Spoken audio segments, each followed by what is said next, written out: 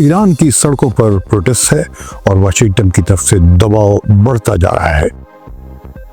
लेकिन असल सवाल ये नहीं कि लोग क्यों निकले हैं, असल सवाल ये है कि ईरान में असल ताकत किसके हाथ में है। 1979 के इस्लामी इनकलाब के बाद कायम होने वाले सिस्टम में इलेक्शंस, प्रेसिडेंट और पार्लियामान सब कुछ है, मगर ये समझना ज़रूरी है कि फैसले किसके हाथ में होते हैं। अगर आप आज के प्रोटेस्ट, अमरीकी पाबंदियों और तेहरान के स्टैंड को समझना चाहते हैं तो सबसे पहले ये जानना होगा कि ईरान में सरकार वाकई चलती कैसे है, कौन फैसला करता है और तब्दीली इतनी मुश्किल क्यों है।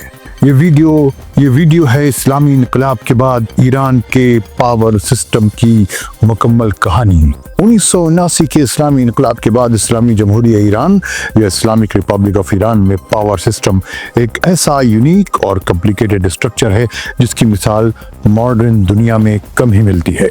ये सिस्टम बैक वक्त डेमोक्रेटिक इंस्टीट्यूशंस और थियोक्रेटिक सुप्रीमेसी को यकजा करता है। बज़ाहिर इलेक्शंस हैं, पार्लियामेंट है, प्रेसिडेंट है, मगर उन सब के ऊपर एक ऐसा साया है जो हर फैसले पर हावी रहता है और वो साया है विलायत फ़कीह का। ईरान में पावर की बुनियाद उसी उसूल पर खड़ी है जिसके तहत पॉलिटिकल कॉरिडोर की चोटी पर मौजूद शख्सियत यानी मुर्शिद आला या सुप्रीम लीडर को एब्सोल्यूट शरई और पॉलिटिकल अथॉरिटी हासिल होती है। लेजिस्लेटिव, एडमिनिस्ट्रेशन, जुडिशरी, हत्ता कि आर्म फोर्सेस की कमान तक सबकी डोर बिलाखिर उसी एक पोजीशन के हाथ में सिमट आती है।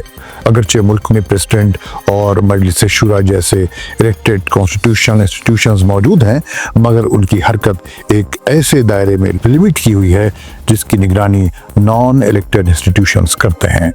मुर्शिद आला या सुप्रीम लीडर इस्लामी इनकलाब के बाद ईरान में सबसे ताकतवर मनसब मुर्शिद आला या सुप्रीम लीडर का है। कॉन्स्टिट्यूशन के आर्टिकल 5 के मुताबिक जब तक इमाम मेहदी नहीं आते, मुर्शिद को वलीउल अम्र या गार्डियन और कम्युनिटी का लीडर तस्लीम किया जाता है। ये पोस्ट सिर्फ पॉलिटिकल नहीं बल्कि मजहबी हैसियत भी रखती है। ईरान ने इनकलाब के बाद अब तक सिर्फ 2 मुर्शिद देखे हैं, पहले आयतुल्लाह रूहुल्लाह ख़ुमैनी और उनके बाद उनके जानशीन आयतुल्लाह अली ख़ामेनेई। कॉन्स्टिट्यूशन के मुताबिक मुर्शिद का इस्लामी कानून को जानने वाला होना ज़रूरी है, इंसाफ पसंद होना और अल्लाह से डरने वाला, ज़माने से बाखबर होना, बहादुर और एडमिनिस्ट्रेशन की सलाहियत रखना लाजमी है। कॉन्स्टिट्यूशन की दफ़ा 109 मुर्शिद के लिए दरकार क्वालिटीज़ को यूं बयान करती है। फ़िक़्ह यानी इस्लामिक जुरिस्प्रूडेंस के मुख्तलिफ चैप्टर्स में इज्तिहाद की इल्मी सलाहियत, उम्मत मुस्लिमा की क़यादत के लिए अदल या जस्टिस और तक़वा, दरअसल दुरुस्त पॉलिटिकल विजन, सोशल और एडमिनिस्ट्रेटिव कैपेबिलिटीज़, तदब्बुर, बहादुरी और लीडरशिप की सलाहियत। कॉन्स्टिट्यूशन की दफ़ा 107 के मुताबिक मजलिस खबरगान क़यादत मुर्शिद आला के इंतखाब की ज़िम्मेदार है। ये इंस्टीट्यूशन 1983 में कायम हुआ और उसके मेंबर्स को अवाम डायरेक्ट इलेक्शंस के ज़रिए चुनते हैं। मुर्शिद ज़िंदगी भर इसी पोस्ट पर रहता है, अलबत्ता मौत, इस्तीफ़ा, शदीद बीमारी और कॉन्स्टिट्यूशनल कंडीशंस पूरी होने में कमी की सूरत में उसे ओहदे से हटाया जा सकता है। अगर मुर्शिद अपनी ड्यूटी अंजाम देने के काबिल न रहे तो मजलिस खबरगान उसे हटा सकती है। ऐसी सूरत में नए मुर्शिद के इलेक्शन तक एक टेम्पररी शुराई लीडरशिप जिम्मेदारियां संभालती है, जिसमें president of the Republic, chief justice और मजलिस सियानत दस्तूर का एक फ़कीह शामिल होता है। आइए अब समझते हैं मुर्शिद के पावर्स क्या हैं, यानी अली ख़ामेनेई जो इस वक्त ईरान के सुप्रीम लीडर हैं, उनके क्या पावर्स हैं। कॉन्स्टिट्यूशन की दफ़ा 110 के मुताबिक मुर्शिद के पावर्स गैर मामूली हद तक बहुत हैं। स्टेट की अमूमी पॉलिसियों का तय करना, पॉलिसियों के एग्जीक्यूशन की निगरानी, रेफरेंडम का ऐलान, आर्म्ड फोर्सेस की कमान और जंग और अमन का ऐलान, सब पावर्स उन्हीं के पास हैं। उसके अलावा अहम इंस्टीट्यूशंस के हेड्स के अपॉइंटमेंट और उन्हें बरतरफ करना, जिनमें मजलिस सियानत दस्तूर के फ़ुक़हा, जुडिशरी के सरबराह, सरकारी रेडियो और टेलीविज़न के चेयरमैन, आर्मी चीफ और पासदारान इनकलाब के कमांडर शामिल हैं। ये सब सुप्रीम लीडर के ही हाथ में है। उसके अलावा उनके और भी पावर्स हैं। मुर्शिद चाहे तो अपने बाद पावर्स किसी और को सौंप भी सकता है, मगर इख्तियार की असल कुंजी बहरहाल उन्हीं के पास रहती है। आइए अब समझते हैं कि मजलिस खबरगान क्या है। मजलिस खबरगान में 88 मेंबर्स होते हैं जिनका इलेक्शन अवाम करते हैं। हर प्रोविंस की नुमाइंदगी की आबादी के रेशियो से मुकर्रर की जाती है। उम्मीदवार बनने के लिए मजहबी तालीम, इज्तिहाद, सियासी सूझबूझ और इस्लामी सिस्टम से वफादारी लाजमी है। फाइनल मंजूरी मजलिस सियानत दस्तूर देती है, जो किसी भी उम्मीदवार को मुस्तरद कर सकती है। अब ये भी जानते हैं कि मजलिस सियानत दस्तूर है क्या। ये इंस्टीट्यूशन ईरान के सिस्टम में एक ताकतवर फिल्टर की हैसियत रखता है, जो कानून साजी और इलेक्शंस दोनों पर नजर रखता है।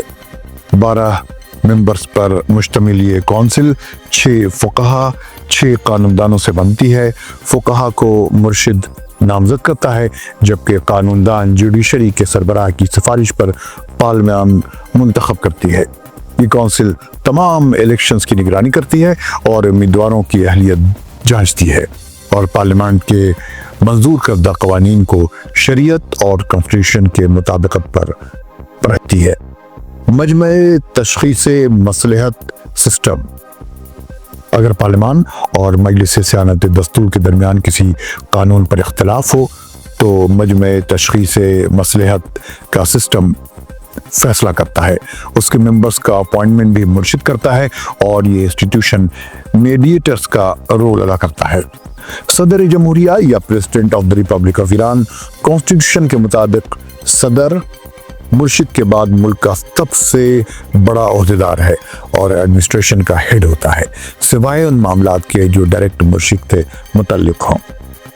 प्रेसिडेंट कैबिनेट बनाता है, मगर मिनिस्टर्स को पार्लियामेंट से वोट ऑफ ट्रस्ट लेना लाजमी है। प्रेसिडेंशियल उम्मीदवारों की अहलियत भी मजलिस सियानत दस्तूर तय करती है। उम्र की हद 40 से 75 बरस, कम अज कम मास्टर्स डिग्री, 4 बरस का एक्सपीरियंस एडमिनिस्ट्रेशन में, शिया मसलक, ईरानी होना और विलायत फ़क़ीह से वफादारी लाजमी शराइत हैं।